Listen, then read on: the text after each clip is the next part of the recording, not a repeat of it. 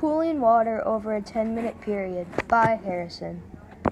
Question: will the ice still be there after 10 minutes? Goal: to see how many ice cubes are left after 10 minutes. Hypothesis: I think one of the 3 ice cubes will be left. Materials: 1. Water, 100 milliliters at room temp. 2. Ice cubes.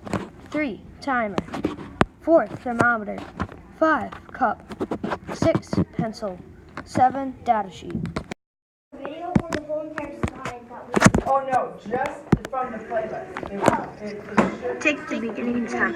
delete it off the main part. But I'm going to ask. Add ice.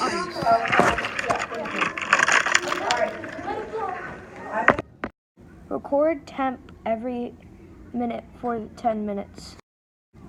Data: I found out that the ice water temperature dropped really fast. It dropped 12 degrees in the first minute. Conclusion: in this lab, I found out that in 14 minutes that all 3 ice cubes were there. I also found out that my biggest drop was in the beginning. At the end, the temperature dropped to -2. Opinion: I think we should do this experiment again.